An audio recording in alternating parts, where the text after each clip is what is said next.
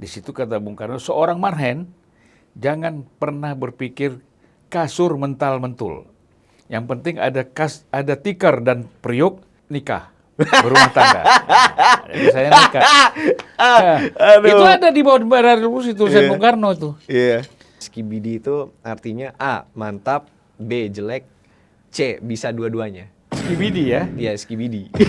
Tadi apa tadi? Skibidi, A, mantap, B, jelek, C, bisa dua-duanya. Mantap. Mantap. Saya harus banyak belajar istilah-istilah Gen Z ya. Wah, harus, Bang. Iya, iya. Biar komunikasinya tuh nyampe ke sana. Tapi kalau saya pikir-pikir juga untuk apa kan? Welcome back to the Base Indonesian Talks. Today we have a very special guest as usual. Please welcome Mr. Zulfan Lindan. How are you? Hello, I'm great. Thank you very much. So, Bang Zulfan, Yes. terima kasih udah dipinjamkan studio. Bagus banget sih studionya, nih ada tirai-tirai merah nih. Kayak podcast sebelah. Untuk teman-teman yang mungkin berminat untuk minjem studio dan juga untuk konten di studio, ya mungkin bisa ke Bang Zulfan.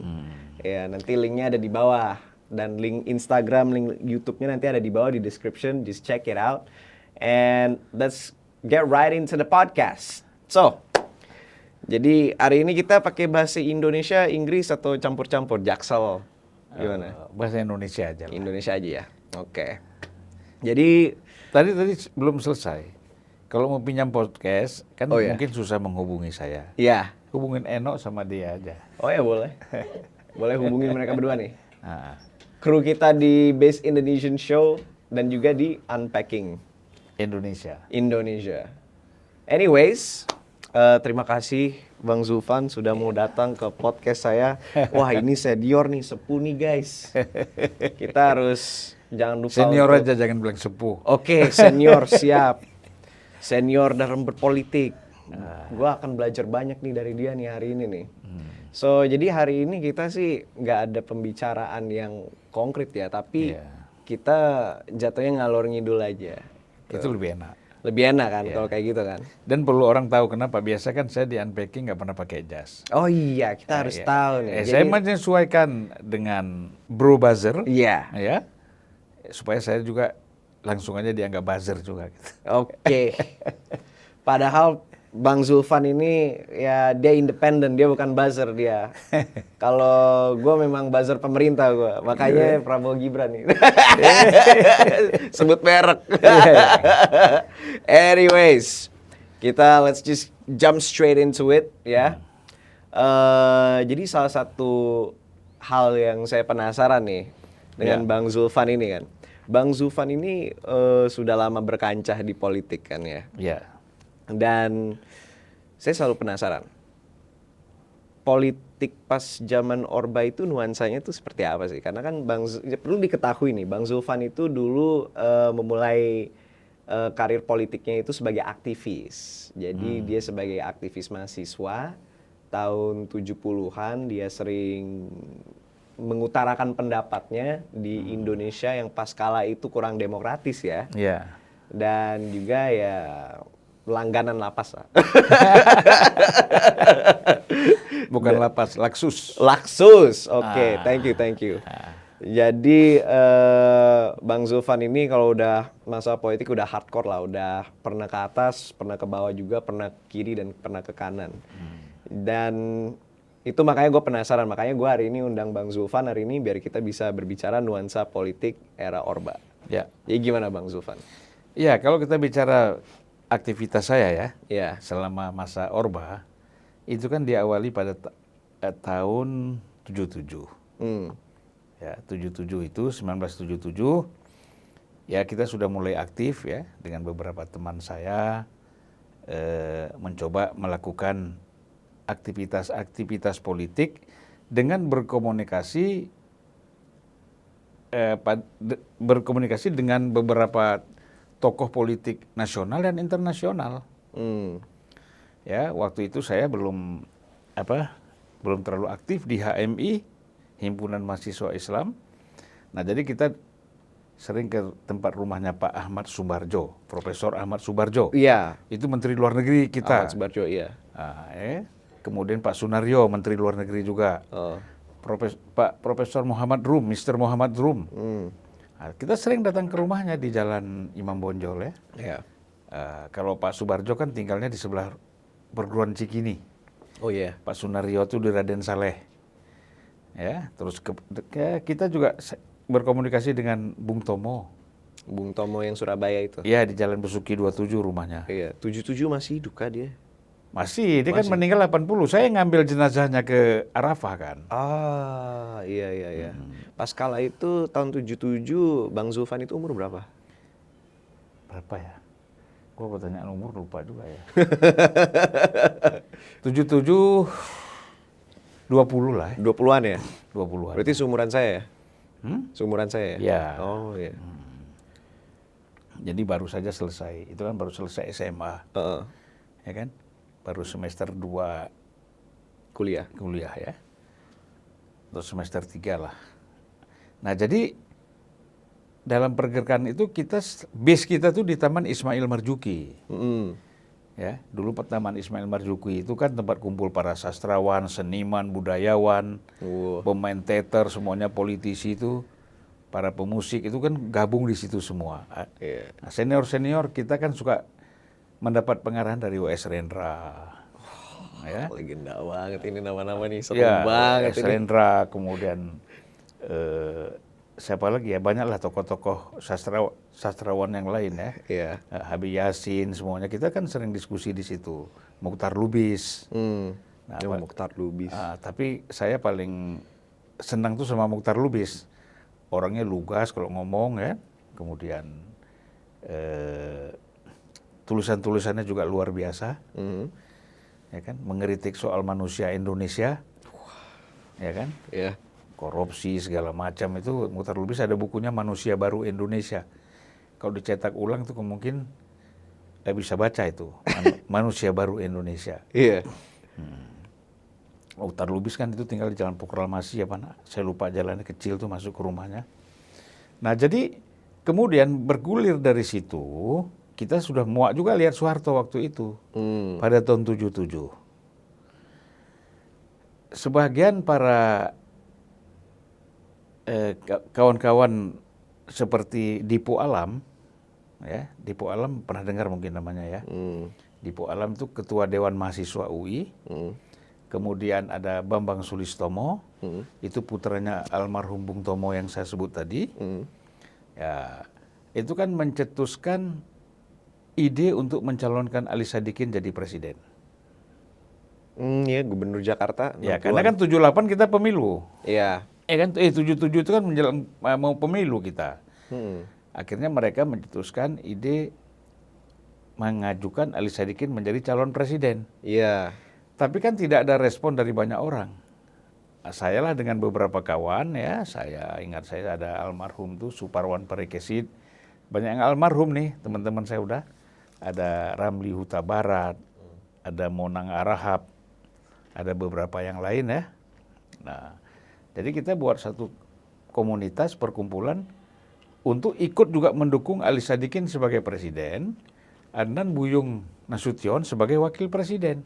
Adnan Buyung Nasution ya. Nah, disitulah kita kemudian ditangkap, ya kan? Karena dulu sensitif sekali, tidak boleh kita membicarakan soal ada calon presiden selain Soeharto kan? Ya, saya kebetulan idola saya itu Soeharto. Siapa yang nggak mau dia jadi presiden 35 tahun? Sorry, lanjutkan Pak. Iya. Ya. Ya kan namanya buzzer pemerintah. Iya. Pemerintah Orde Baru ya. Harus. Pemerintah manapun saya harus gugus depan. Ya. Nah, jadi kita semuanya diinterogasi, ditangkap ya. Waktu itu Laksusnya itu tuh Pak Edi Nalapraya. Edi Nalapraya itu yang pernah menjadi wagub di DKI juga, ya. Ya udah kita ditanya macam-macam lah. Karena dulu kan ada Pangko Kantip, Panglima Komando Operasi Penertiban kan. Oh iya, penertiban. Jadi itu kan Pak Sudomo kan waktu itu sebagai Pangkokantipnya. Nah, kalau untuk di wilayah provinsi itu ada Laksusda, pelaksana khusus, ya kan, Operasi daerah. tertib. Oh, daerah. Nah, jadi itu perpanjangan tangan dari Pangkokantip. Oh. Jadi dan dulu itu ada aturan tidak boleh kumpul lebih dari 5 orang. Oh iya, 5 orang supersip. diusir TNI itu. Ditangkap, bukan diusir. Ditangkap TNI. Iya. Kalau Oh. kita ngobrol politik lebih dari 5 orang, itu dianggap supersip. Artinya supersip itu memang melawan pemerintah. Subversif. Jadi kalau misalkan ngobrol 4 orang tentang politik, Nggak apa-apa, nggak 4 apa-apa. orang kan. Jadi kalau misalkan nongkrong berlima nggak Jadi boleh. secara normatif nggak apa-apa 4 orang. Tapi kalau omongannya makin kenceng, walaupun 1 orang ditangkap juga. Nggak bisa di loophole ya. Iya. Iya. Nah, jadi mungkin apa yang kami lakukan itu terkesan sekali buat Bang Ali Sadikin ya. Iya. Waktu itu dia menjabat sebagai Gubernur DKI. Sampai dia menulis dalam bukunya, terima kasihlah kepada saya, Zulfan dan kawan-kawan yang telah mempercayai dia sebagai calon presiden. Di buku autobiografinya Ali Sadikin itu ada. Ali Sadikin ada di bukunya. Nah, gitu. jadi ini kan bukan cerita kosong. Iya. Memang kalau orang baca autobiografinya Ali Sadikin, cerita yang saya sebutkan tadi kita mencalonkan dia sebagai presiden itu ada gitu. Nah, kemudian kan proses ini berjalan terus. Iya. Ya, kelompok-kelompok. Saya kemudian 78 bekerja di Lembaga Studi Pembangunan. 79 lah. Nah, Lembaga Studi Pembangunan itu didirikan oleh, termasuk ada Gus Dur di situ, ada Dawam Raharjo, sudah almarhum juga. Kemudian ada Cipto Wiro Sarjono, mantan kepala BPS, Badan Biru Pusat Statistik, dan ada yang paling aktif itu adalah Mas Adi Sasono. Adi Sasono itu cucunya Mr. Muhammad Rum. Nah, dialah yang memimpin sehari-hari Lembaga Studi Pembangunan. Itu lembaga studi yang paling hebat, keren. Itu tempatnya itu 1 lantai di bawah gedungnya Bang Ali. Bang Ali ada perusahaan namanya Arkalina, itu di lantai 18. Di situlah suka Pak Hugeng itu kumpul semuanya di situ. Hugeng Polri. Polisi. Kapolri ya. Polisi. Nah, pada senior Mas Jos itu yang apa? Hawian itu musiknya Mas Yos dan Pak Hugeng ya. Itu kumpulnya di sana di lantai 18. Yos siapa? TNI. Bekas Angkatan Laut ya, TNI. Oh, Yos Sudarso. Bukan. Pokoknya yang gabung sama Pak inilah. Oh, ada lagi yang Yos satu lagi ya. Gitu. Ada sih namanya siapa ya? Ya kita nama orang tokoh-tokoh ini jangan sampai salah kita ya. Iya, kita harus menghormati pahlawan-pahlawan kita yang sudah gugur sepanjang Indonesia berdiri. Mas Suyoso barangkali ya. Suyoso ya. Apa? Suyoso ya. Suyoso ya. Mas Yos, dipanggil-panggil Mas Yos. Nah, jadi dari situ saya banyak kenal dengan tokoh-tokoh lah, baik dari sipil, TNI, ataupun ulama, ya kan? Karena di situ ada Gus Dur, ada Mas Cipto, ada Cipto Wiro Sarjono, ada Mas Dawam Raharjo, ya, yang aktif ya. Kemudian ada Pak Prasojo. Kalau Pak Prasojo itu kurang menonjol, tapi kalau kenal Imam Prasojo, yang dosen UI, Profesor Imam Prasojo, itu ayahnya Imam itu Pak Prasojo, itu aktif sekali di Lembaga Studi Pembangunan dulu. Nah, jadi kita berinteraksi terus. Ya, dari situ kemudian pada tahun 80 ada petisi apa namanya? Petisi 80 lah.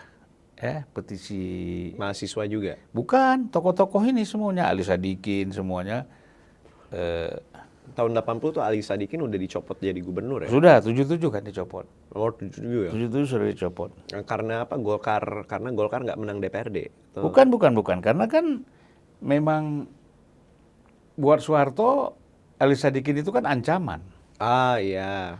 ancaman. Elektabilitasnya tinggi pas saat itu. Ya, kalau dia maju sebagai calon presiden pasti menang kan? Pasti menang. Ya, tapi kan nggak mungkin menang juga kalau Soeharto perintah tentara semuanya harus. Tunduk Ya ke kan? dia. Tapi Bang Ali ini memang dia terkenal di daerah-daerah juga ya. Oh, terkenal kalau Ali Sadikin sih orang Terkenal, tahu ya. Pada saat itu kan gubernur DKI yang paling luar biasa ya. Padahal riwayatnya lumayan kontroversial dia.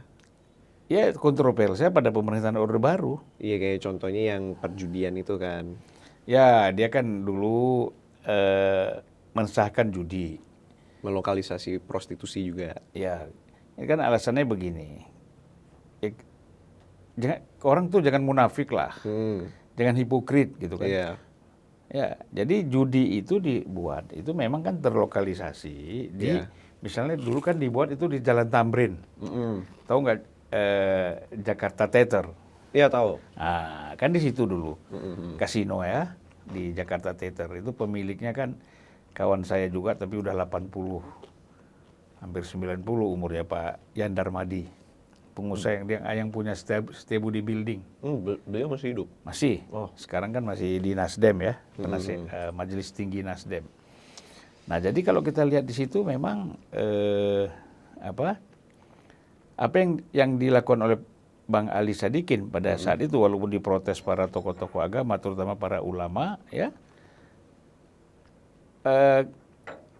daripada mereka itu main di luar, uang itu dibawa keluar, ya main di sini aja. Gitu. Daripada devisa keluar ya. Devisa keluar. Kemudian pajaknya kan bisa dipakai untuk membangun sekolah, apalah kebutuhan masyarakat Jakarta lah paling tidak kan. Nah, itu jadi kemudian lokalisasi ya. Kan memang banyak dulu lokalisasi kan. Tapi kan nggak teratur, mungkin Bang Ali mengatur aja gitu. Ya menurut saya itu debatable lah, ya soal pro kontra itu gitu kan. Kita untuk menyatakan setuju nggak setuju itu kan repot. Kalau kita bicara pada aspek kebutuhan, ya, gitu. Kemana orang itu harus pergi kan gitu.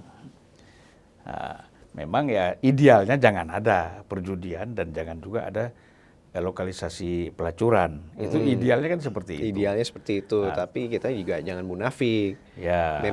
Memang terkadang ya cara-cara kita praktis aja. Memang orang sukanya begini, kita salurkan lebih baik. Ya. Sepertinya memang Ali Sadikin ini kalau dari analisis pemikirannya sangat sosial demokrat sekali ya. Iya, menggunakan kapitalisme untuk kesejahteraan umum. Untuk social welfare itu kan sosial demokrat banget ya.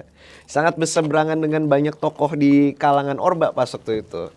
Yang pemikirannya mungkin lebih laissez-faire lah. Seperti Ali Wardana. Sepertinya kayak gitu. Atau mungkin gimana kira-kira Bang Zufan? Mungkin bisa set the record straight. Kalau saya lihat Ali Sadikin itu tidak melihat dari nilai-nilai ideologis ya. Dia menyelesaikan ini dengan akal sehat dan rasional aja. Ya beda kalau Ali Wardana CS, itu kan Wijoyo semuanya kan memang mereka sekolahnya memang ilmu yang mereka pelajari ya kapitalisme, liberalisme kapitalisme. California. Nah, ya kan? Iya. Ya, itu. Jadi Ali Sadikin ini kan basicnya kan militer, angkatan laut. Marinir kan. Jadi ya dia melihat secara akal sehat aja. Praktis. Ya kan? Ini orang ngapain main judi kemana-mana. Di sini aja lah main judi, bayar pajak di sini. Iya kan? Lebih jelas gitu loh. Oh sekarang orang Islam nggak boleh. Ya orang Islam lihat KTP-nya nggak boleh masuk. Kayak di Genting Highlands. Jadi Genting kan nggak boleh warga Malaysia. Oh nggak boleh. Warga negara lain mau apapun agamanya bebas. Ya kan? Nah, jadi itulah apa yang dilakukan oleh Ali Sadikin. Nah, jadi petisi 50. Petisi, yang tahun 80 itu? Ya, petisi 50 itu 50 orang membuat petisi mengkritik Soeharto secara keras. Waduh. Ya, mengkritik Soeharto secara keras pada tahun 80. Emang boleh dulu mengkritik lah? Ya, tidak boleh, tapi mereka lakukan. Itu hebatnya orang yang pengkritik dulu sama sekarang. Iya. Sekarang orang ngeritik Jokowi menjelang Jokowi turun. Heeh. Tahun 80 itu puncak-puncaknya Soeharto. Iya. Tapi orang-orang melakukan kritik keras juga kepada Soeharto. Dan di situ mereka tahu konsekuensinya adalah ancaman kematian. Mati, ditangkap, dan macam-macam. Dan Disiksa, ternyata ada yang, dibuang. ya, tapi mereka terima. Kalau sekarang kan nggak cengeng, baru diusir preman di Kemang aja udah teriak-teriak, wow ini padahal nggak diapa-apain kan, Oh, cuma guys. dibubarin aja. Ini adalah momen-momen back in my days. Di waktu-waktu saya ini kita lebih berani. Oh iya dong. Iya. Kita ngelawan Soeharto dulu saat Soeharto itu kuat. Mm-mm. Ya, jadi saya tidak ikut menandatangani, karena anak-anak muda juga banyak yang Iya. ikut menandatangani petisi 50, saya nggak ikut. Mm-mm. Ya kenapa? Saya kan waktu itu masih menjabat sebagai ketua HMI. Kan nggak boleh organisasi dibawa-bawa. Kecuali kalau saya mau itu, saya harus keluar dari, mengundurkan diri dari kepengurusan HMI, baru saya mau tanda tangan kan gitu. Tertib organisasi kan ada. Untuk penonton yang mungkin belum kenal dengan HMI, HMI adalah Himpunan Mahasiswa Islam, salah satu organisasi mahasiswa terbesar di Indonesia. Ya, HMI. Inisial lainnya adalah Yakuza. Yakuza, pas zamannya. Kenapa itu namanya? Yakuza itu Yakuza, Yakuza atau Za? sah. Sa, oh Yakuza. Yakin usaha sampai. Oh, Nah, jadi kalau berjuang itu yakin usaha sampai. mirip-mirip Yakuza yang di Jepang. Itu Memang Z, pakai Z. Itu pakai Z ya? Itu Yakuza. Yakuza. Mafia. Iya. Ini Yakuza. Yakuza. Tapi mafia juga. Mafia. Tapi mafia politik. Mafia politik HMI. Iya. Terus gimana lanjutannya? Ya, gerakan politik itu kan berlanjut terus. Iya. Ya. Sampai pada puncaknya terjadi peristiwa Tanjung Priuk Itu tahun? 84. Oh, saya sering lihat nih Tanjung Priuk itu yang pembantaian itu kan? Ya, Oh, waduh. itu kalau nggak salah saya di situ kan ada Hendro Priyono, ada Tri Sutrisno, ada Beni Murdani itu kan. Itu yang TNI-nya tuh. Ya, Itu yang- nggak apa-apa kita sebut tuh Nggak namanya. tuh. apa-apa dong, elitnya kan itu memang. AM Hendro Priyono, Tri Sutrisno mantan wakil presiden, Ya, terus Beni Murdani. Beni Murdani Panglima TNI. Ya, Pas waktu itu ya, yang main biliar sama Soeharto, terus anak-anak kamu ini. Gitu ini. nah, Kisahnya kayak gitu ya? Iya. Emang betul ya kisahnya? katanya begitu sih. Katanya begitu ya. Terus semua orang anggap itu menjadi kenyataan. Tapi memang dulu kalau anak Pak Harto ada persoalan-persoalan di luar negeri, ya kan?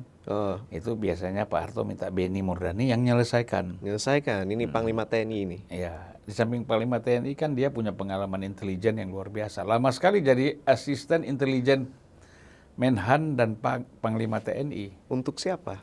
Untuk Panglima TNI, Oh. itu Indonesia.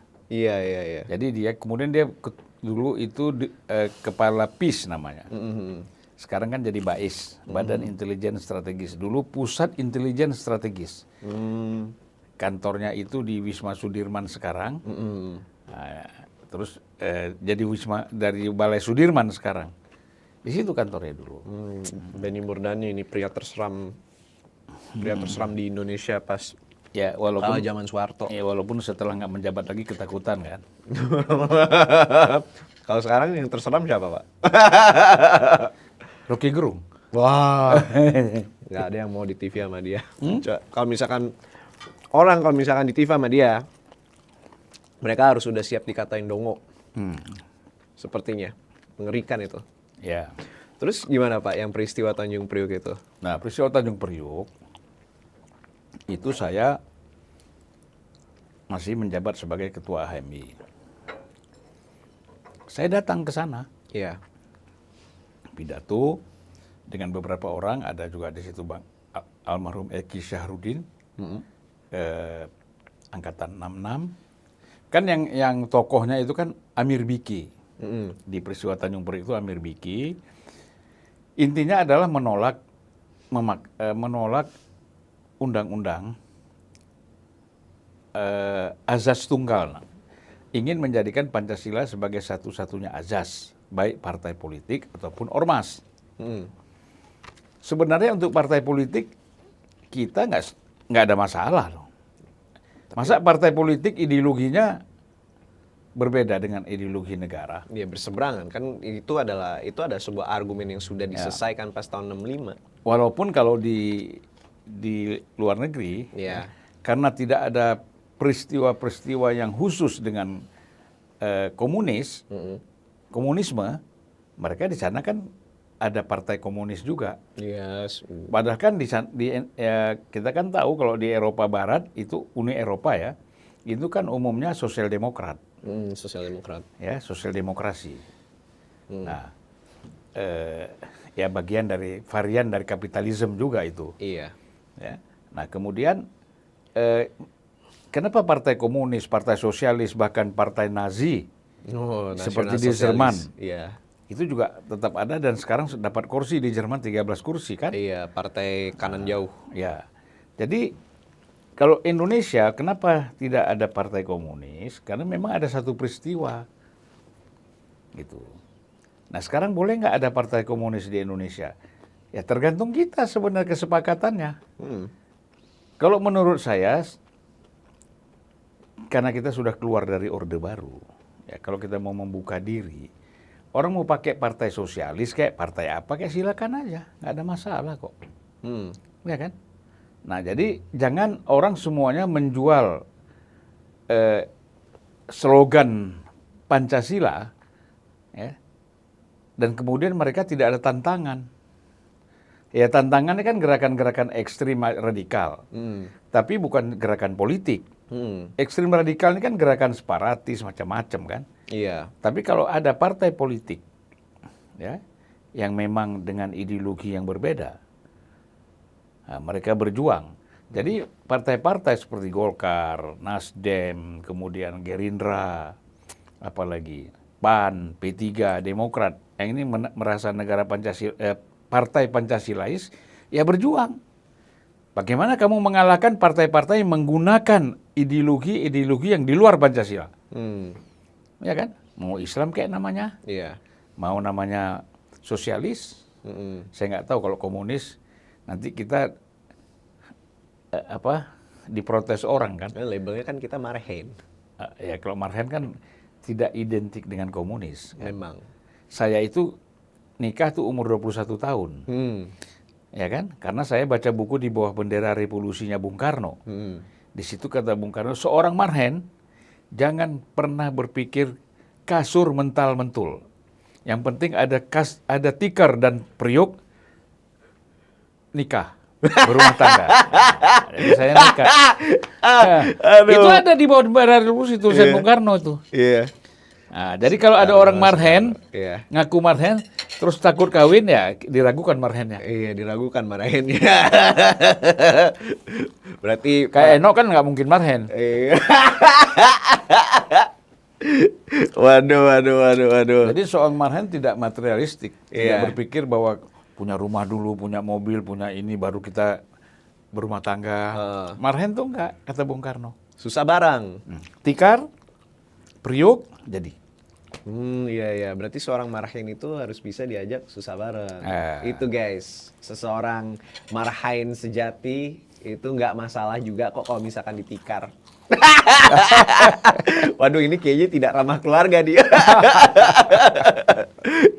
Anyways, balik lagi ke ini ke Pancasila tuh. Saya mau komentar dikit mengenai Pancasila. Baru hampir sebulan yang lalu itu saya podcast dengan Coki Pardede. Ya. Bang Zulfan tahu dengan Coki Pardede ini.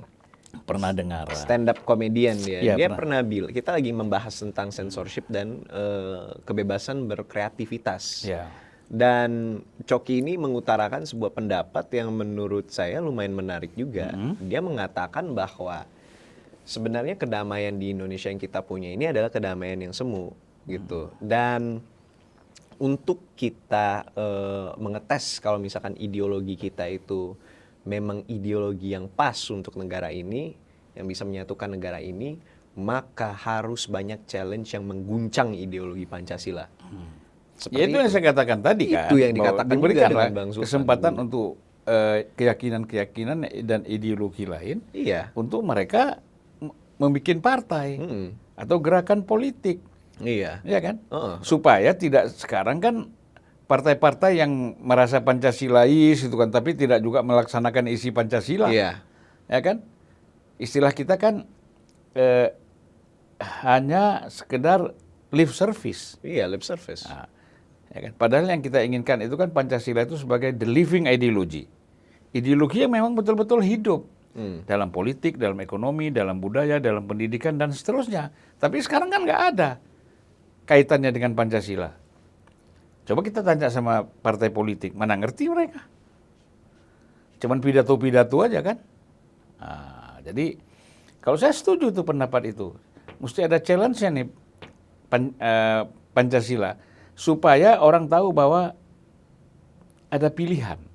Kenapa saya memilih Pancasila? Iya kan? Kenapa saya harus meyakini Pancasila? Kenapa saya harus memperjuangkan Pancasila? Itu harus ada. Nah kebanyakan kan gini, kalau kita mau memahami Pancasila, kita pertama harus memahami pikiran-pikiran Bung Karno, pidato-pidato Bung Karno, tulisan-tulisan Bung Karno, karena dialah sebenarnya figur yang paling konsisten untuk bagaimana caranya negara ini memang berideologi Pancasila dari akar filsafat, akar sosial, itu kan diangkat oleh Bung Karno. Akhirnya diperas menjadilah yang namanya Pancasila itu. Perdebatannya kan panjang dengan tokoh-tokoh Islam, tokoh-tokoh agama, sampai lahir Pancasila itu. Iya, kalau menurut saya ya Pancasila itu juga kalau kata orang-orang ya kayak wah ini Indonesia tuh nggak Pancasila, nggak ini Pancasila itu nggak ada dan segala macem. Menurut saya itu pemikiran mereka salah karena Pancasila itu bukan sebuah kondisi yang ada, melainkan Pancasila itu menurut saya adalah aspirasi. Semua ideologi itu bukan menggambarkan sesosok lingkungan yang sudah ada, enggak. Tapi itu adalah sesuatu yang kita harus gapai bersama-sama. Ideologi itu utopis menurut saya. Sekarang sebenarnya tidak. Kalau ideologi tidak utopis, dia ide gagasan. Dia bisa diwujudkan. Iya. Diwujudkan dalam bentuk apa? Wujud daripada ideologi itu adalah membangun sistem politik, sistem ekonomi, sistem sosial. Kenapa Pancasila seolah-olah menjadi utopia? Karena memang dari dulu kita tidak pernah menjalankan Pancasila, sistem pemerintahan kita dalam bidang ekonomi dan politik khususnya, memang tidak kembali kepada Pancasila. Pada masa Soeharto kan kita menjalankan ekonomi liberal. Setelah Bung Karno diturunkan, tahun 65, 66 langsung kan Orde Baru langsung open door policy. Menjadikan Indonesia sebagai pintu terbuka untuk investasi asing. Karena pada masa Bung Karno nggak bisa. Bung Karno menjaga kan, jangan sampai masuk investasi asing seperti air bah, seperti tsunami, yang sehingga tidak bisa dikontrol. Nah pada masa Orde Baru, pada masa Soeharto, itu kan tahun 80 saja hampir 100 perusahaan asing lebih ada di Indonesia. Nah, mulai dari situlah kita ini menjadi lemah pada masa itu. Ya, saya tanya kan, masa kita bikin Apidson aja nggak bisa sih? Obat gosok. Bisa. Tapi kan dulu kita bikin pabrik dari luar. Vic misalnya. Sampai sekarang masih pabrik dari luar. Artinya milik asing. Ya. Apalagi bicara mobil, bicara apa. Sepeda motor aja kita nggak bisa kok. Sepeda aja masih kalah. Ya kan? Dengan produk-produk asing. Nah jadi memang kalau kita mau bicara Pancasila, di mana? Secara kualitatif. Dalam pelaksanaannya. Memang nggak ada, belum ada. Masih lip service. Semua ketua umum partai kalau ngomong Pancasila lip service. Saya nggak tahu ya si Pak Prabowo mungkin nanti bisa lebih memahami ya. Lebih bisa mewujudkan, memanifestasikan nilai-nilai Pancasila dalam kehidupan bernegara. Indikatornya apa? Ekonomi politik. Gitu. Kita kan hanya teriak NKRI. NKRI kan Negara Kesatuan Republik Indonesia. Itu kan simbol. Simbol. Ya kan? gitu. Balik lagi ke ini Pak, ke yang gerakan Tanjung Priuk itu tuh. Gerakan Tanjung Priuk itu pada akhirnya Iya. subuh-subuh mereka itu long march dari Tanjung Priuk mau ke kota. Saya nggak tahu, mungkin waktu itu mau ke DPR atau kemana gitu kan. Di tengah jalan mereka dibantai. Dibantai Dibantai itu ratusan orang meninggal. oleh yang 3 nama itu. Pokoknya kita nggak tahu lah ya, itu kan hanya pimpinan. Oh, Tapi pimpinan. pada operasi itu terjadi di lapangan pada subuh hari. Pagi-pagi kita sudah mendengar ada pembunuhan, penembakan di bypass. Di bypass. Di bypass itu kan? Oh, jadi mereka lagi long march Iya, ditembakin. dari Tanjung Priok kan? Iya, dari Oh, Tanjung lagi Priok. lagi jalan itu ditembakin. Wah, berarti di dalam gerakan Tanjung Priok itu memang sudah ada intelnya. Ya kalau kita bicara sadis, kita bilang Cina Tiananmen sadis. Kasus Tanjung Priok itu apa kurang sadisnya? Orang lagi jalan. Berapa korban jiwa? Waduh, saya nggak tahu persisnya, mungkin ratusan juga ya. Ratusan ya. Ya si Tiananmen memang, kalau Tiananmen emang ini banget sih, terpublikasi banget kan ya. Ya, Makanya tapi Tiananmen kan lain Iya. ya. Lain memang case-nya lain dengan Tanjung Priok gitu loh, gitu. Tiananmen itu justru adalah sebuah puncak dari sesuatu. Kalau ini kan baru berawal. Iya. Iya. Terus setelah itu gimana kelanjutannya setelah Ya kelanjutannya peristiwa? mana ada yang berani lagi, Hmm, ya kan? Mana yang berani lagi. Nah, kan kawan-kawan aktivis, terutama HMI yang berada di bawah kontrol PBHMI misalnya, itu kan saya mendapatkan tugas bagaimana mengamankan kawan-kawan di Sulawesi. Karena yang paling panas itu adalah HMI Sulawesi, karena kebetulan tokoh yang meninggal, yang ditembak di Tanjung Priok itu, di peristiwa Tanjung Priok itu adalah Amir Biki, orang Sulawesi. Sulawesi, Nah, iya. Jadi itu di Sulawesi itu keras, ingin bergerak lagi. Mm-mm. Saya kebetulan waktu saya datang ke sana, saya satu kapal dengan Kopassus. Banyak sekali. Iya. Kopassus. Kopassus yang ada pertukaran Oh, antar waktu. Jadi yang dari Banten, dari Solo, iya, dipindah ke Makassar. iya. Yang Makassar dipindah ke Banten dan Solo. Ya, Itu kan ganti dulu, shift ya. dulu kan pusatnya Kopassus itu kan selain di Cijantung, Solo, Banten, Serang ya, Iya, dan Makassar. Makassar. Iya, Plus juga ada di Batu Jajar, Batu Jajar, Jawa Barat. Jawa Barat. Iya. Nah, itu. Nah, jadi kebetulan waktu kita kan naik kapal Kambuna dulu lewat laut. Iya, Pesawat masih susah. Tahun 84 tuh kita lewat laut. Di tengah laut itu pas hari Jumat. Hari Jumat, para Kopassus ini juga mau sholat Jumat. Tapi siapa yang khotbah Jumat? Nggak ada. Yang imam Jumatnya siapa? Oh. Kapten kapalnya nyari, katanya di sini ada ketua HMI. Wah. Ya kan? Iya. Akhirnya sayalah yang khotbah Jumat. Iya. Saya juga yang imam Jumat di kapal Kambuna itu. Orang-orang Kopassus ini Kopassus itu ratusan. ratusan dan Bang Zulfan mengkhotbahi ratusan Kopassus. Di kapal Kambuna. Iya. Waktu itu Jakarta ke Makassar. Dan pas waktu itu Bang Zulfan itu mahasiswa masih. Mahasiswa lah. Masih. Dan Kopassus ini suburan. Ya ada yang seumuran, ada yang enggak ya. Ada yang lebih tua ya. Ada yang lebih tua. Kalau komandan-komandannya pasti lebih tua ya. Itu kalau gimana itu pengalamannya? Pasti gimana tuh? Agak mencekam atau gimana? Saya biasa aja. Biasa aja? Karena kan kita tidak merasa, tidak ada niat apa-apa kan. Oh, di situ lagi nggak ada konflik ya? Nggak Kayak ada ya udahlah konflik. kita lagi ke Makassar bareng-bareng gitu. Iya bareng-bareng kan. Kita kan tidak pernah anti TNI atau dulu ABRI ya secara institusional. Tapi kan tindakan-tindakan yang dilakukan oleh oknum-oknum itu yang kita selalu menentang. Nah jadi begitu sampai ke Makassar, saya melihat udah nggak kondusif nih. Aktivis-aktivis HMI dan mahasiswa di Makassar mau bergerak. Saya cepat datang ke lapangan, saya bilang jangan. Saya kemarin bersama dengan Kopassus ratusan itu untuk mengamankan Makassar. Jadi kalau kalian turun nih terjadi di Makassar Tanjung Priok kedua. Nah, Saya panggil ketuanya, kalau kamu turun saya pecat kamu sekarang. Tegas saya. Nah, jadi tidak ada yang turun lagi, reda, ya. Kemudian yang tadi komandan Kopassus, yang beberapa elitnya yang ada di kapal itu berterima kasih kepada saya. Oh, Komandan Kopassus? Ya, saya lupa namanya siapa lah karena situasinya malam ya. Ya, berterima kasih gimana? Ya berterima kasih lah. Kalau enggak kita kan udah tembak-tembakan lagi nih. Iya. Nah, dengan saya tegas begitu, mereka berterima kasih. Oh, mereka nih Kopassus bisa tahu dari mana? Apanya? Bisa tahu dari mana, Bang Ya Zulfan? intelnya kan ada. Oh, intelnya. Dan saya kan ngomongnya di gedung. Oh, ya. Di gedung itu kan saya undang mereka di satu tempat, kemudian saya pidato. Gitu. Dan kemudian Bang Zulfan disamperin atau dipanggil oleh... Enggak, kebetulan kita di lapangan itu kan biasa kalau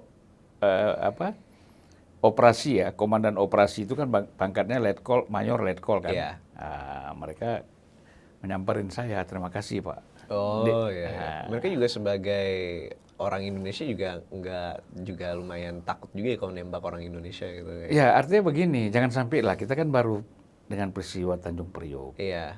Terus masa kita tembak-tembakan lagi di sini, nembak orang lagi di sini karena keterpaksaan. Iya, keterpaksaan. Mereka juga pasti nggak mau pas waktu Ya itu. karena kan kalau udah namanya demonstrasi, gerakan-gerakan politik, ini kan susah dikontrol kemana arahnya. Nah, kalau misalnya anarkis terlalu jauh, kan pasti tindakan-tindakan militer harus diambil gitu kan. Gitu. Iya. Dan itu pas tahun 80-an ya? 84. 84 ya? Ngomong-ngomong lapar kita nih. Iya, silakan Boleh makan. Ya, boleh. Yang bagi dua lah kita. Boleh lah. Ini pisang gorengnya enak juga nih. Kan sesama marhen. Iya. Ya, enggak? Terus Bang, pas tahun 90-an gimana Bang? Katanya Bang Zulfan ini, Abang pernah digedor-gedor pintunya sama orang malam-malam hari. Itu pas kapan? Kalau gedor-gedor tuh 82 saya udah Oh, digedor-gedor. 82 ya? Sama oknum Oknum, tapi kan mengakunya dari Laksus ya. dari Laksus ya. Nah, ini yang saya agak bingung nih sama Indonesia nih. Kalau misalkan di bahasa Inggris ya, oknum itu artinya person. Ya. Dan kalau di bahasa Indonesia, oknum itu ya orang, tapi tidak mewakili satu institusi kan. Nggak mewakili. Nah, let's say kayak gini. Saya nggak paham nih. Kalau misalkan di Amerika ada peristiwa di Afghanistan, 3 tentara Amerika melakukan kejahatan perang, mereka membunuh satu keluarga. Itu dibilangnya di headline Free American Soldiers, ya kan? Free American Soldiers committed murder, wartime murder gitu.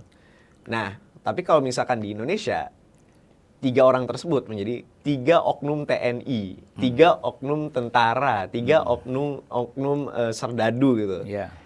Mengapa harus ada istilah oknum ini gitu?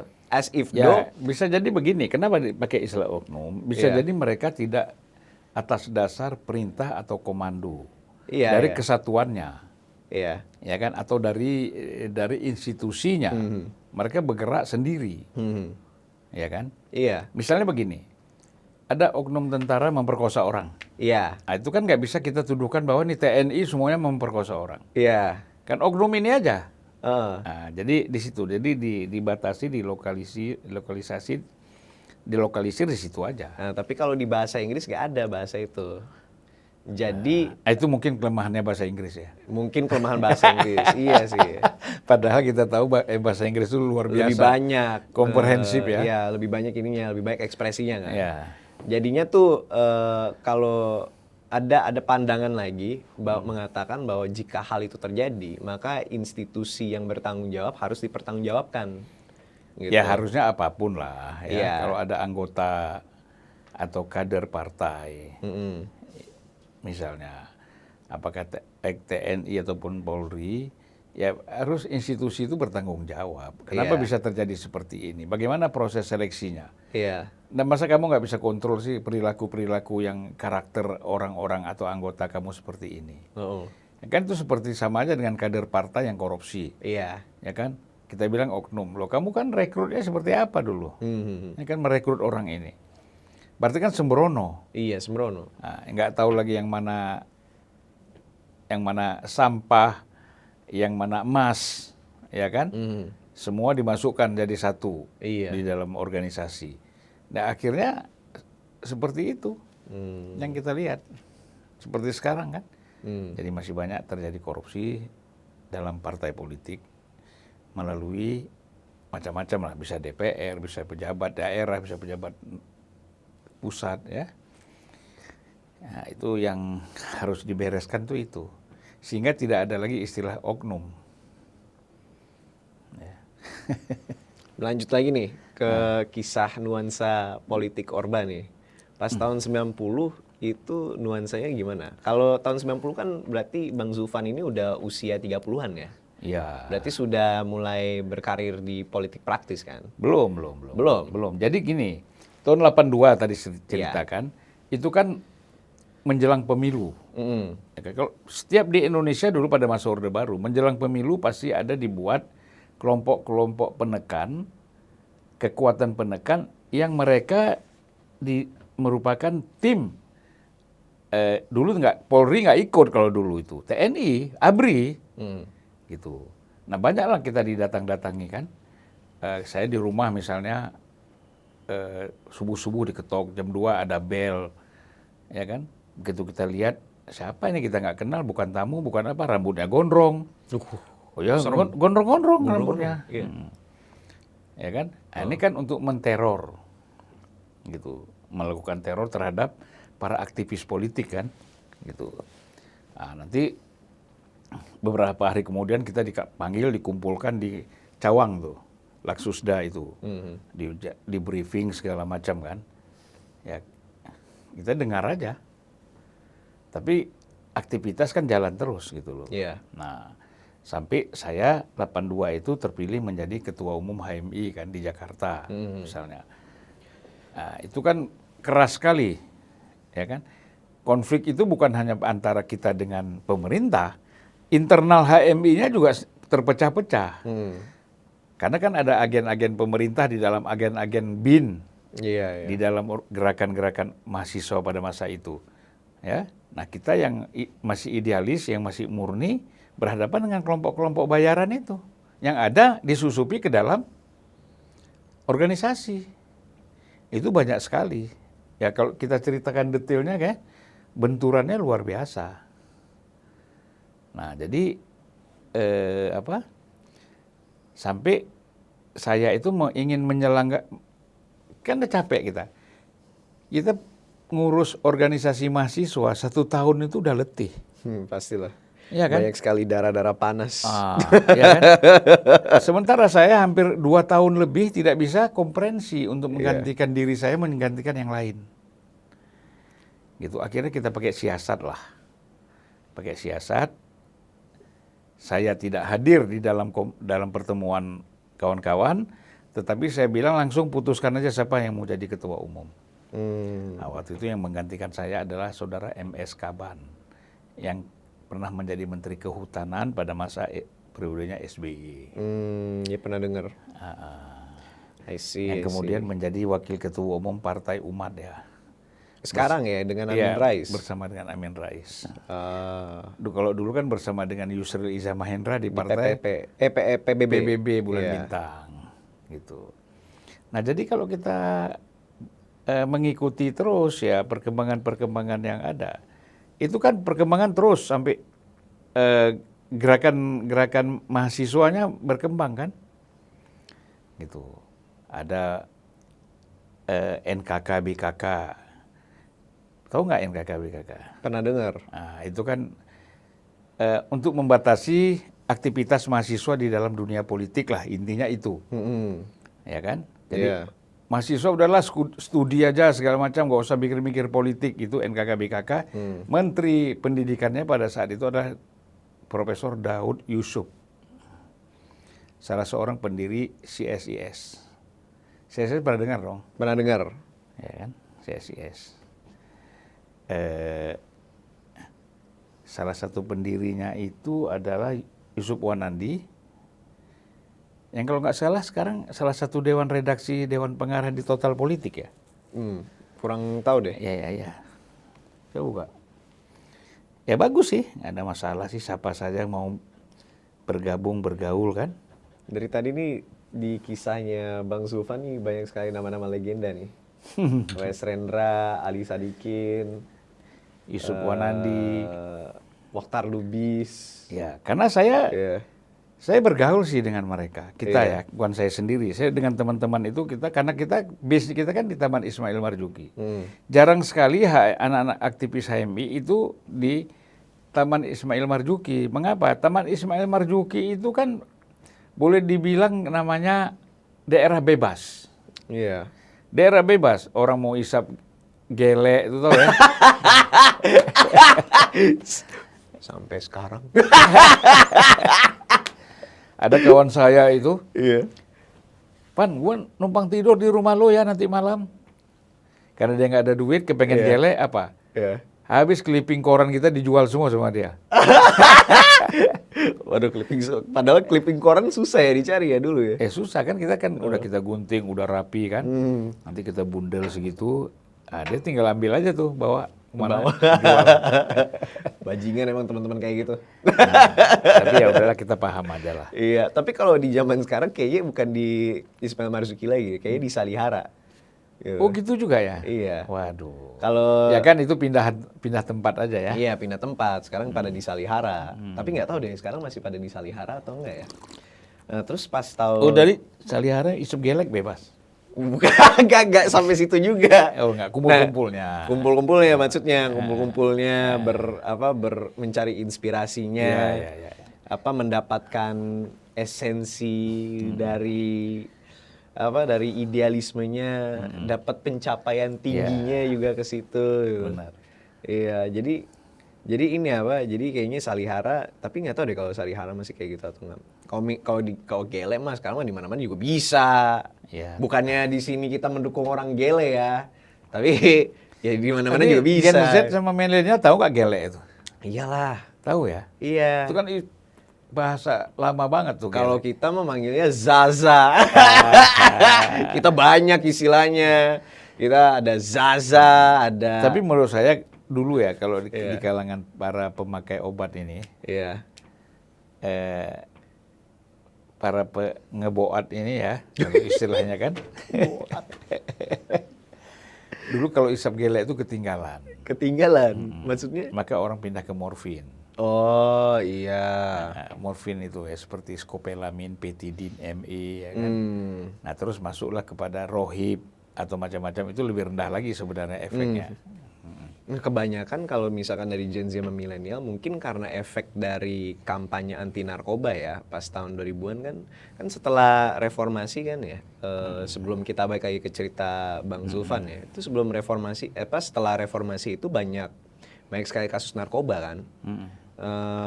Kejahatan berbasis narkoba itu angkanya naik terus tuh dari tahun 99 sampai all the way ke 2007. Nah, di tahun-tahun itu juga kan Gen Z dan milenial kan pada bertumbuh, masih kecil dan bertumbuh kan. Dan mereka itu sering dijeksi kan, sering dijeksi kan kampanye anti narkoba. Jadi menurut saya aman, kayak Gen Z, rata-rata Gen Z ya teman-teman saya. Kita bahkan nggak ada di lingkungan saya yang kayak gitu. Ya karena mungkin begini ya, orang sebenarnya kan pada setiap zaman itu kan ada ya melakukan itu. Ya, pada setiap zaman tuh, pada setiap masa pasti ada lah.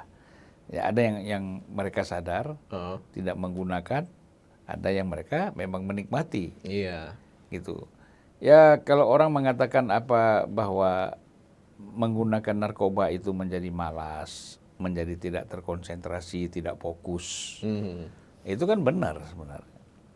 Nah, oleh karena itu bagi orang-orang yang berpikir positif, orang yang berpikir yang dengan akal sehat, pasti tidak mau menggunakan itu karena akan merugikan. Iya. Tren kehidupan Gen Z itu lebih mengarah kepada hal-hal yang sehat, jogging, nge-gym, Iya. paling ini ya, paling yang merusak tubuh ya, vice yang paling merusak tubuh Gen Z ya paling alkohol, kalau enggak rokok udah. Ya kalau rokok aman lah, nggak apa-apa lah. Ya kalau di Indonesia. Ya alkohol kalau yang mahal juga sebenarnya nggak apa-apa ya. Yang merusak itu kan kalau yang murah, jangan lah. Waduh, balik lagi Tapi kalau yang diminum sama Bahlil tuh mahal kan? waduh, mahal itu 70 juta itu. Ya makanya itu kan nggak mungkin merusak. Masa 70 juta ngerusak? Itu kok nggak salah. Tapi tergantung juga minumnya sampai mabuk atau enggak. Ah, iya. Kalau minumnya sekedar untuk minum untuk penghangat aja kan, itu mungkin tidak terlalu merusak juga.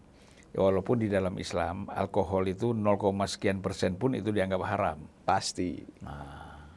Iya. Ini kita balik lagi nih ke tahun 90 nih. Ya tahun 90 saya kan terakhir itu saya sebenarnya dari base saya kan wartawan. Iya. Ya. Walaupun saya di lembaga studi pembangunan tahun 78 sampai tahun 82, itu base saya tuh sebagai jurnalis juga. Karena saya sebagai orang yang memang redaksi di majalah yang diterbitkan oleh lembaga studi pembangunan. Nah kemudian saya sibuk di HMI itu. Mulai 82 sampai efektifnya 85 lah.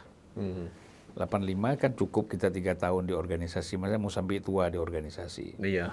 86 saya mulai bekerja di Sinar Harapan. Sinar Harapan tuh dulu koran yang bersaing dengan Kompas, tapi Sinar Harapan terbitnya sore, Kompas pagi.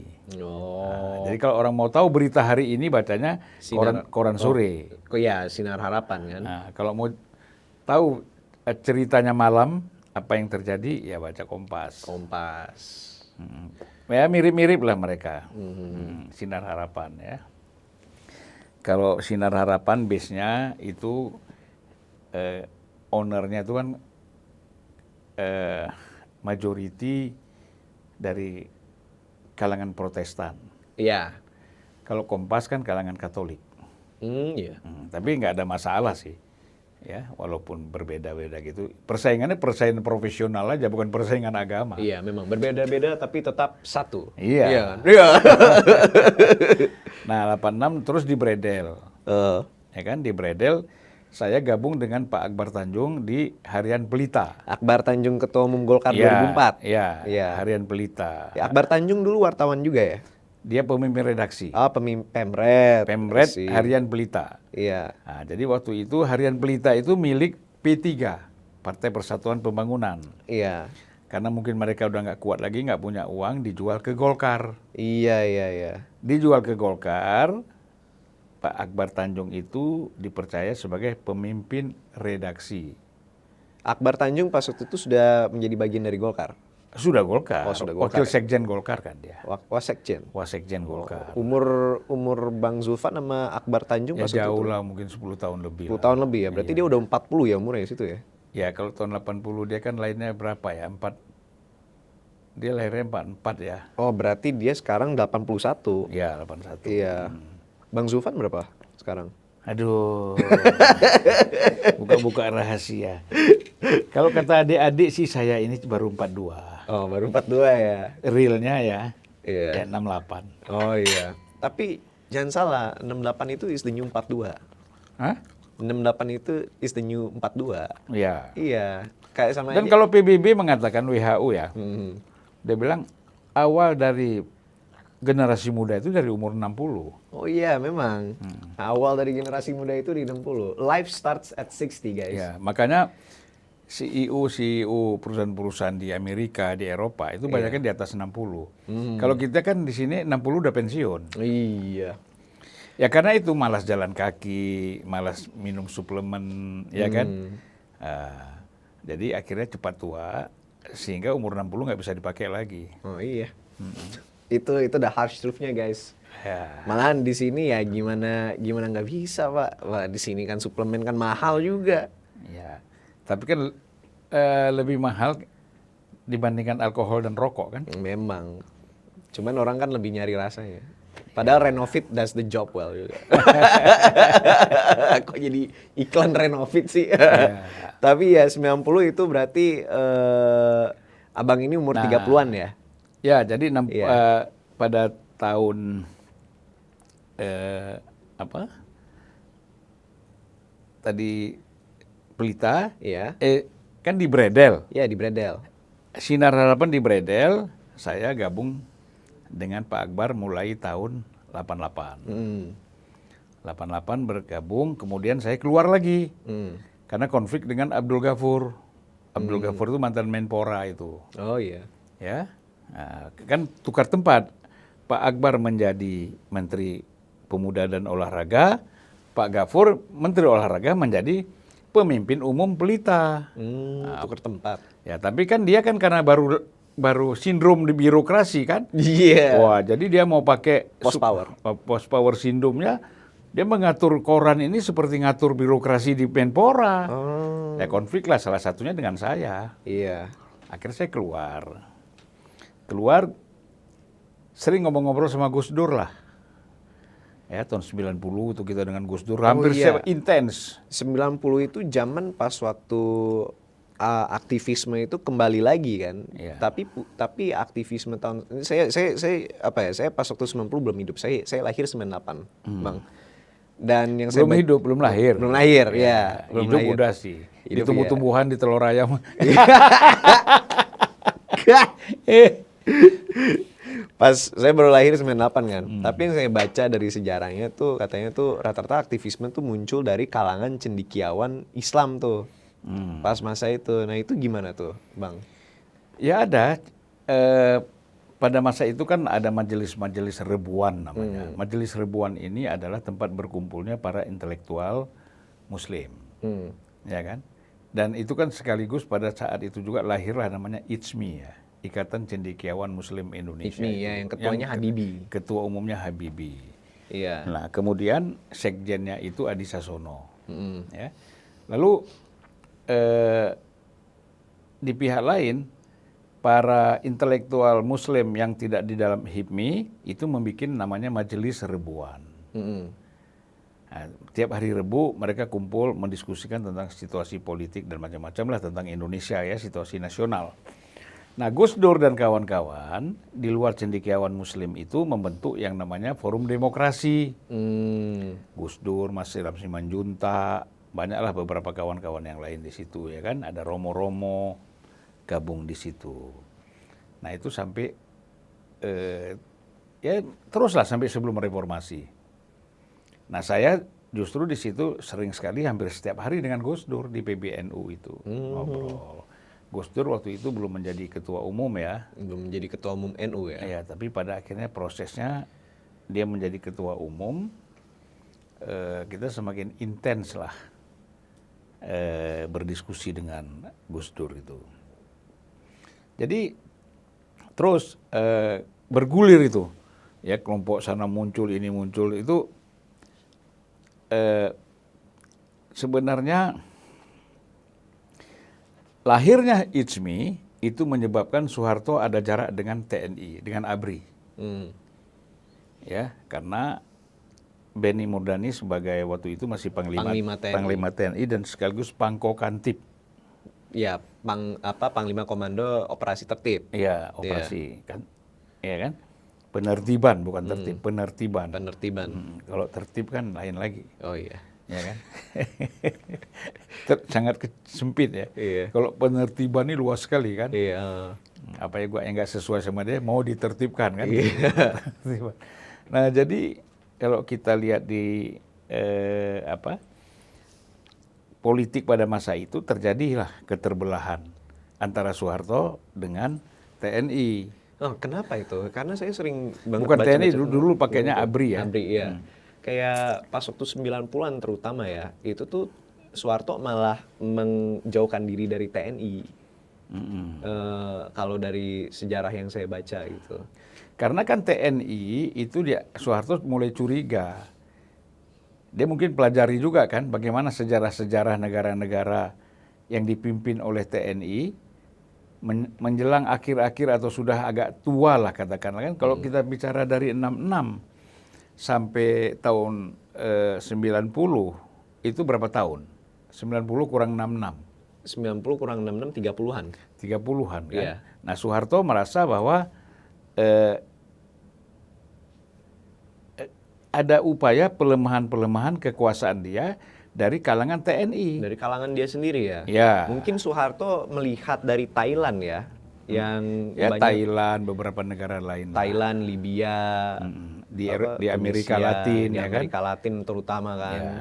Ya, lihat Marcos juga di Filipina, Iya, ya, Pinochet Filipina. di Chili. Ya. Pinochet, Augusto Pinochet, ya, dan di Argentina juga, di Argentina, di Brazil. Ya. Kayak lihat ya dia ya. Nah, mungkin dia lihat di situ, wah, saya harus membangun kolaborasi dengan kekuatan Islam. Nah, pada masa itu dia yang dipakai ISMI itu kan sebenarnya bentukan pemerintah, Iya. ya kan, untuk bentukannya mengontrol Habibie cendekiawan. lah, ya kan. Nah, untuk cuman dicetuskan oleh mahasiswa ini kan harus begitu image-nya dibangun di Universitas Brawijaya. Beberapa pihak dalam yang ada dalam perguruan tinggi mencetuskan lahirnya ISMI kan, sehingga deklarasinya di sana, gitu. Nah, jadi kalau kita lihat di sini memang Soeharto sudah merasa nggak bisa lagi nih hanya sekedar bersandar lagi seperti biasanya dengan TNI, ABRI. dengan ABRI, iya. Nah, jadi harus cari lain ya. Oleh karena itu dalam proses pemilu tahun 97, 97 ya kan 96 atau 97? 93 dulu dong. Oh, 93 ya? 93 kan Tri Sutrisno menjadi wakil presiden. Iya, Trisno mantan Panglima, terus Iya. mantan Menko Polhukam juga kan? Nggak pernah. Nggak pernah ya? Dia nggak pernah menteri ya? Panglima TNI. Panglima TNI langsung wakil presiden. Wakil presiden. Yes man tuh. Ya, kemudian tahun 97 Heeh. pemilu lagi 98 Habibie sebagai Wakil wakil presiden. presiden. Anak emasnya Soeharto. Iya, Iya. ya kan. Nah kemudian itu ABRI itu semakin jauh tuh. Terutama gini, ABRI tidak semua. ABRI garisnya Benny Murdani ya.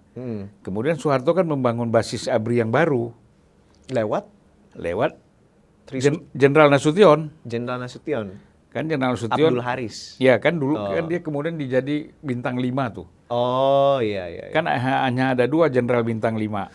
Soeharto sama Pak Nas. Abdul Haris Nasution. Iya, Abdul Haris Nasution. Soeharto sebenarnya kepengen sendiri tapi nggak enak lah masa gua sendiri kan. Gua harus temenin nih 30 tahun nih, gua kesepian nih kata dia. kesepian. Gua kasih juga lah dia. Iya, gua kasih. Nah dari situ Pak Harto tuh tahu bahwa Jenderal Nasution ini ada orang-orang yang masih loyal dan dekat sama dia, antara lain adalah Jenderal Faisal Tanjung. Iya. Nah, yang kemudian Faisal Tanjung ini dijadikan Panglima TNI oleh Pak Harto. Oh, di penghujung gitu. Nah, disitulah mulai kenaikan pangkatnya Prabowo. Ah iya, jadi Nah, Pangkostrat. Prabowo kan kalau enggak kolonel-kolonel terus tuh, nggak naik-naik pada zaman Benny. Oh, jadi Prabowo itu masuk gerbongnya Abdul Haris Nasution itu. Ya artinya ya begitu, artinya dia mendapat kemudahan untuk kenaikan pangkatnya menjadi Brigjen Wadan Kopassus, ya kan, kemudian jadi Dan Kopassus, dari situ baru dia bisa menjadi Pangkostrat. Iya. Nah itu kan dia bisa naik itu karena Benny udah tenggelam kan, Iya. karena iya, kekuatan itu ada di Benny. Faisal Tanjung. Oh, Faisal Tanjung. I see. Padahal udah nikahin anak presiden ya. Ya. Tapi masih susah. Ya Kok kan, bisa? disitulah artinya pertarungan kan, pertarungan. Karena kan gini, Soeharto kan membutuhkan orang seperti Benny Murdani yang dianggap TNI yang loyal. Kalau dia memaksakan dia harus mementingkan putranya atau putrinya, dia bisa loyalitas Benny bisa berkurang, bahaya juga. Karena penggantinya belum ada. Nah, penggantinya belum ada. Nah makanya dalam proses TNI itu kita lihat setelah Faisal Tanjung kan Panglima TNI Wiranto. Iya. Nah Wiranto ini kan bekas ajudan. Ya, Wiranto bekas ajudan ini kan. Soeharto. Soeharto kan. Yang kemudian dia jadi Panglima TNI ya. Panglima TNI pada masa tahun 98 itu. Panggilannya apa? Mr. Whiskey. Ya, whisky. Kenapa dipanggil whisky? Karena W. Wiranto. Ya, Wiranto whisky. Untuk singkatan aja. Atau minuman favoritnya dia? Bukan. Oh, bukan ya? Nah, saya kira whisky itu biasa lah. Orang misalnya siapa? Misalnya kan Eno kan gitu. Pasti ada apa yang disesuaikan kan?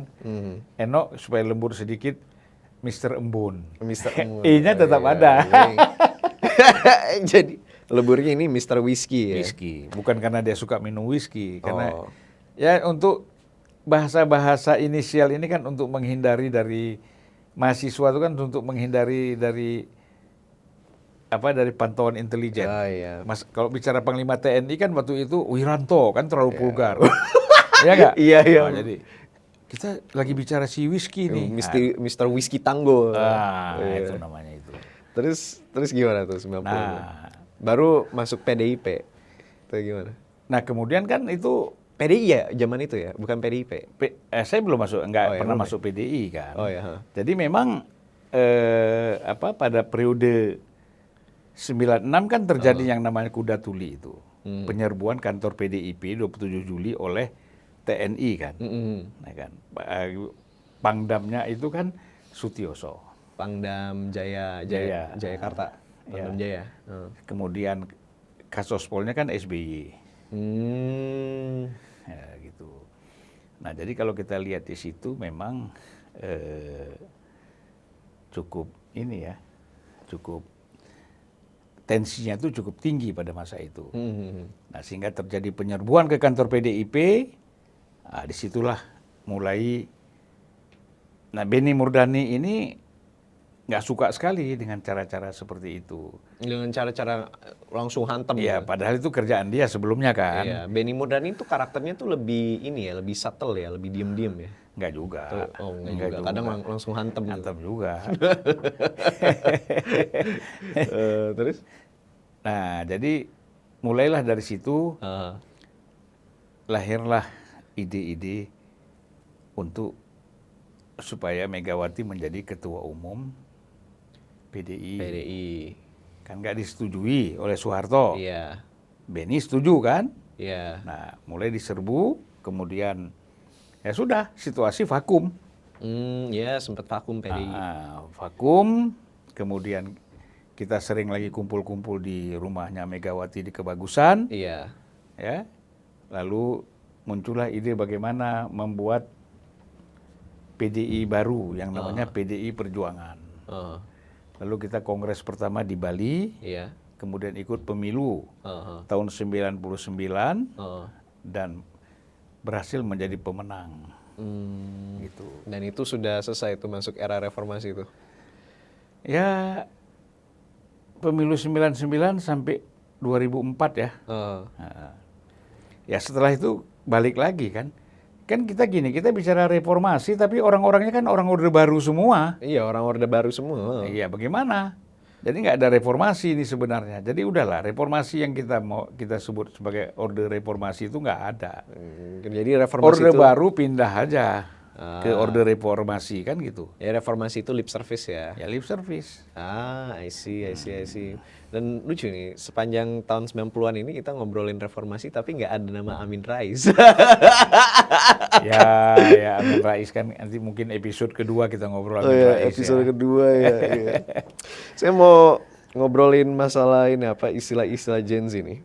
Sebagai politikus, masih politikus jatuhnya nih. Pengamat Bang Zulfan. politik. Pengamat politik ya. Tapi kan Atau disebut politisi senior. politisi senior Tapi ya. nggak tahu saya seniornya kenapa. Iya, Tapi kalau ada bahaya juga pakai istilah senior tuh, kata aktivis senior itu senang istri orang. Tapi bukan itu maksudnya, ini senior dalam pengertian sudah lama dan punya banyak pengalaman lah ya. Iya. Sepertinya ini podcastnya 18 plus ya. Belum lagi nih kita ngobrolin janda nih. Korea ya. Korea. Saya ada nih. Jadi nih sebagai pengamat politik, kan ini kan adalah tahunnya milenial mulai berkuasa kan. Ya. Tapi Gen Z ini lagi ngikutin nih, berkuasa juga nih. Nah, muncul sebuah istilah-istilah baru dalam pembahasan anak-anak muda nih. Nah, saya mau coba kuis nih sama Bang Zulfan nih. Kira-kira Bang Zulfan bisa tahu nggak nih istilah-istilah ini? Siap untuk kuisnya, Bang? Siapa aja kalau nggak tahu kan nanti dibuka di sana kan. Iyalah. Ya udah, yang pertama istilah-istilah Gen Z ya, Gen Z, Gen Alpha ya. Riz itu apa? Istilah Riz. Menurut Bang Zulfan, yang pertama A. Daya tarik, B. Usulan, C. Lawakan. Riz itu mungkin lawakan ya kalau Gen Z ya. Lawakan. Ah. Udah kunci tuh jawabannya tuh. Iya. Nah, Riz itu artinya adalah daya tarik. A.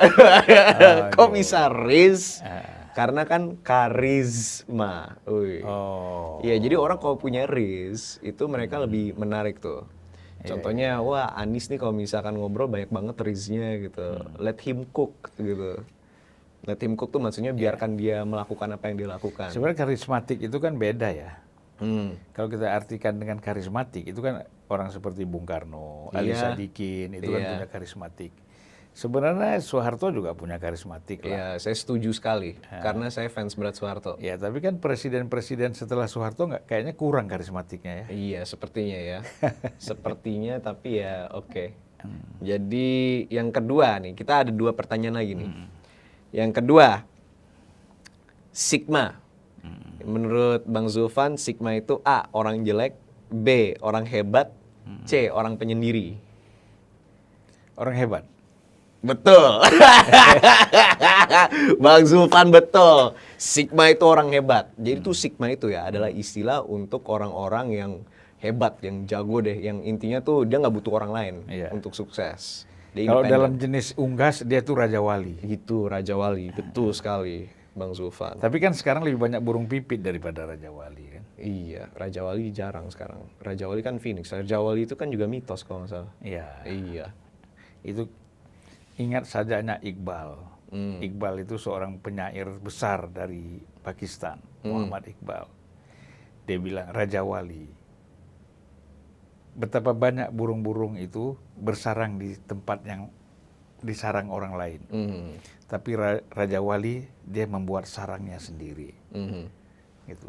Dia nggak peduli dengan ada banyak sarang-sarang burung yang lain, dia nggak peduli. Tapi dia bikin sarang sendiri.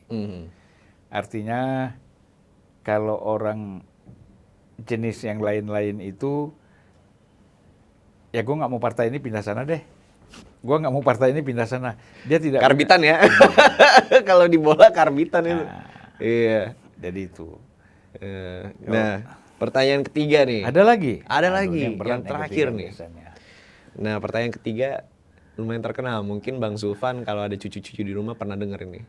Skibidi. Menurut Bang Zulfan, skibidi itu artinya A. Mantap, B. Jelek, C. Bisa dua-duanya. Saya nggak tahu tuh. Saya kalau nggak tahu bilang nggak tahu. Nggak tahu. Nggak tahu. Tebak buta aja, tebak buta. Skibidi ya? Iya, skibidi. Tadi apa tadi? Skibidi A. Mantap, B. Jelek, C. Bisa dua-duanya. Mantap. Mantap. Jawabannya adalah bisa dua-duanya. Ini pengertian bisa dua-duanya apa? Bisa nih? dua-duanya. Jadi tuh kalau misalkan skibidi itu adalah sebuah intensifikasi. Jadi let's say, wah ini nih makanan ini skibidi banget. Artinya ini makanan tuh bisa enak banget. Wah ini makanan nih skibidi banget. Itu artinya makanannya jelek banget, nggak enak Dan banget. habis dari podcast ini, saya harus banyak belajar istilah-istilah Gen Z ya. Wah harus bang. Iya, iya. Biar komunikasinya tuh nyampe ke sana. Tapi kalau saya pikir-pikir juga untuk apa kan? Karena zaman sekarang Gen Z itu tuh suka banget dengan politik gitu. Oh, gitu. Kalau misalkan kita bisa nge-translate bahasa Gen Z ke dalam politik ya, itu wawasan yang kebuka untuk Gen Z itu semakin luas. Oke. Iya. Setuju saya. Iya, nanti suatu hari pas kampanye zaman saya umurnya udah 30-an, Ya. pasti nanti presiden yang bilang untuk Indonesia skibidi maju. Yeah. Iya. Tapi Prabowo kayaknya suka tuh dengan istilah-istilah gitu kan. Gibran kayaknya lebih suka Gibran sih dengan istilah-istilah kayak gitu sih. Oh, Gibran ya? Gibran kan Dia kan masih milenial ya. iya, dia masih milenial dan dia juga ini apa? Dia juga sering di internet. Makanya dia suka pakai istilah-istilah kayak skibidi, riz, maxing itu. Oke, sepertinya kita di penghujung podcast. Terima kasih Bang Zulfan Lindan. Ya. Ya, seorang legenda politik. Kalau senior kan janganlah karena suka apa? Senang istri orang. Senang istri orang. Dia adalah sebuah legenda nih guys. Dan thank you so much Bang Zulfan Lindan sudah datang ke podcast saya.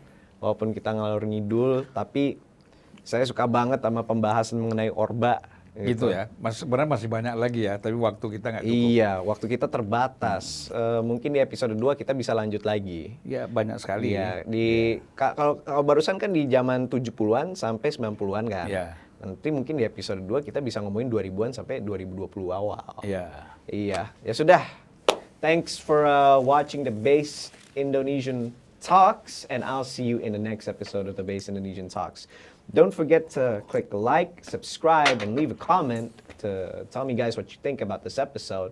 If you guys want to discuss this episode, feel free to join my Discord server. Link is in the description. And I'll see you guys in the next episode of the Based Indonesian Talks. Bye-bye, Based Indonesians. Subscribe to the Based Indonesian Show. Dijamin halal